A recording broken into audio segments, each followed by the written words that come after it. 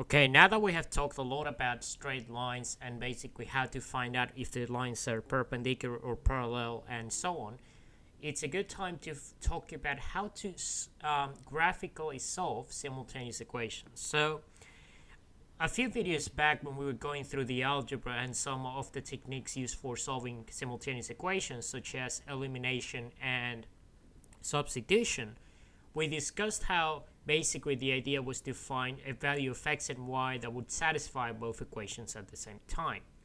Now, at that point it might have seemed a little bit abstract because we didn't really know what it meant to solve for both equations at the same time. I mean, we know that we're going to find values of x and y that satisfy both equations, but we didn't really gain any intuition as to why that is and why there should be a unique solution for both. So basically what I'm going to do in this video is give you a more thorough introduction to simultaneous equations and how to solve them graphically, as well as using those methods that we already learned. So if we look at these two equations, for example, we know, okay, so we should probably solve for x and y. But there's a more important thing that we could do here, and it is notice that we could actually graph this on a Cartesian plane because we know how to graph linear equations. So to give you an example, we could rearrange this one so that it becomes 2y equals to minus 3x plus 2. Divide both sides by 2. So it becomes y equals to minus 3 on 2x plus 1. And then for this one, we're going to do the same. So we can rearrange the equation. So that means that we can bring y to this side and the 3 to the other. So 4x minus 3. And now what we can do with this is we notice, okay, so those are both equations of a line. We know how to graph them. How about we go and do that? So for the first one here, we know what the two y-intercepts are going to be. So for this one, the y-intercept is at minus 3. And for this one, it is a 1. Okay, so this one has a gradient of 4, so it's going to be positive. So basically for every unit we move to the right, so let's say that's 1, we're going to move 4 units up. So we're going to end up somewhere here. And we can check that because we can just plug in the values. So let me just draw this line using blue. So we have this line here that extends to infinity on both sides. And now for this one, we have a line that is going to have a gradient of minus 3 on 2, which means that for every 2 units we move to the right, so let's say we move 2 units here, that's 2, we're going to move down by 3 units. So basically, let's say we start off here, and then we're going to move down by 3 units, so we're going to end up somewhere there. And basically this line should actually just cross both of them. But in this case, we just gotta take a point through which it actually crosses. So if we start here and we advance 2 units to the right and then we go down by 3, we're gonna end up somewhere at minus 2. So this one is actually descending. Okay, so that's a gradient of 3 on 2. And then we're just gonna join those 2 dots. So that's going to go through here. And it's going to look like that. So I'm just gonna write the equation of the line here, just so that you know which one is which. And then for this one we have y equals to 4x minus 3. Now there's something very interesting that is happening here, and it is that you notice that there's a point of intersection of those 2 lines. And what that means is that the coordinates of that point, let's call it point P, are going to be the solutions to those 2 equations. So let me just rephrase that. We have 2 equations of 2 straight lines. They're not parallel, but they cross each other at this same point, which is the intersection point. And it turns out that if we, at that point, if we plug in the values of x and y into both, they both satisfy the equations.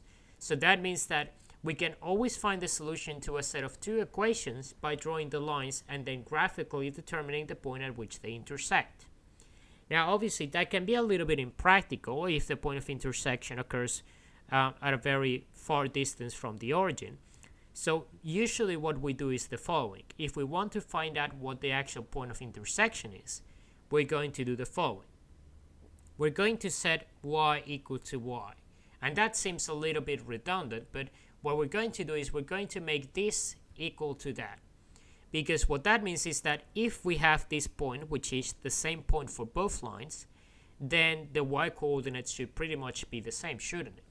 So let's say we write 4x minus 3 on this side, and then minus 3 on 2x plus 1 on this side. So now we have a single equation, and we can solve for x by doing the regular substitution or the basic operations we can do in equations. So for example, we could just multiply both sides by 2 to get rid of that denominator. So this is going to become 8x minus 6 equals to minus 3x plus 2. And now we can bring this 3x to this side, so it becomes 11x. And we can bring this to the other side, so it becomes 8. And then that means that x is going to be equal to 8 divided by 11.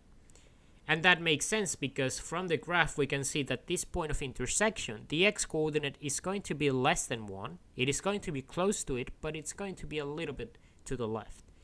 So that's going to be the x coordinate of that intersection point. And then what we can do to find y is simply plug this value into either this one or that one. So it doesn't really matter. We should get the same answer. So for this one, for example, we're going to get y equals to 4 times 8 divided by 11. And that's going to be minus 3. So we're going to get 4 times 8 divided by 11. That's just going to be 32 on 11 minus 3. And now what we can do with this is, well, just do the simple fractions that we know how to do. 32 minus 3 times 11, which is 33, divided by 11.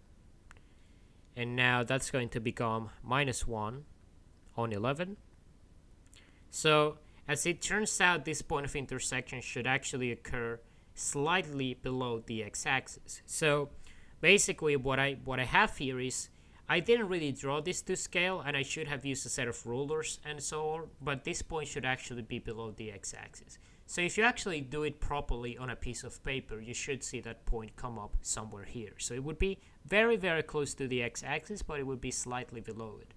And then basically, that means that the solutions to this pair of equations are those two values. Y is this, and x is that. And we could have easily done the same thing by plugging the values into these equations. So I'm going to show you that we can do that same thing again. So let me grab this equation here. Minus 3 on 2 times x, which is 8 over 11, plus 1. Now we have 3 times 8, that's going to be 24. So minus 24 divided by 22 plus 1. Okay, so now what that's going to be is we have 3 times 8. We can reduce this one even further, so we can write it as 12 on 11 plus 1. And now we can do that cross multiplication that we do with fractions to find out what this is. So that's minus 12 on the top plus 11 divided by 11. And then we get minus 1 divided by 11. And we notice that this is exactly the same solution that we got for this equation. And therefore, the only conclusion we can draw from this is that these two values are indeed the solutions to that equation, to those two equations. So we saw how we can actually graphically represent these two equations, and we can find the point of intersection, which means that they're going to have a solution. Now, there is a particular case in which we may not have a solution that satisfies both equations. And can you think of which one it might be? Well, we could have a set of equations like this.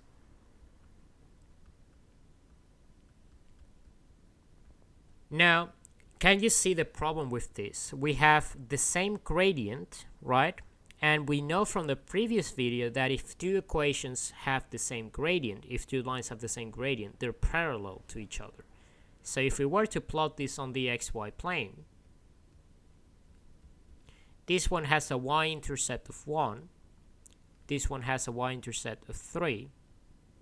So basically we have two parallel lines that are going through different points. They have the same gradient, and this means basically that they're never going to cross each other. And this is a particular case in which we cannot really find a solution to both. And how do we know that? Well, if we do the same method that we just used, setting y equals to y, and then we say 3x plus 1 equals 3x plus 3, look at what happens here. We have 3x on this side. No matter what we do, those are going to cancel out. So 3x is going to go away, and then we're going to be left with this thing. So it doesn't mean that we have actually proven 1 equals to 3, because that would break all of mathematics. It actually means that this is not possible mathematically. And in other words, what this means is that there's really no solution that satisfies both of these equations, and the simple explanation for that is that there is no point of intersection between them. They're parallel to each other, they never intersect, therefore there's not a single point on the xy plane that would have coordinates that satisfy the two equations at the same time. So you have to be a little bit careful with this, because sometimes you might get something like this and you won't know what it means. And now you know it means that basically the lines do not intersect each other, because you should always be able to solve for x and then plug those values into y. And in the next video, we're going to be doing some more examples on this as well.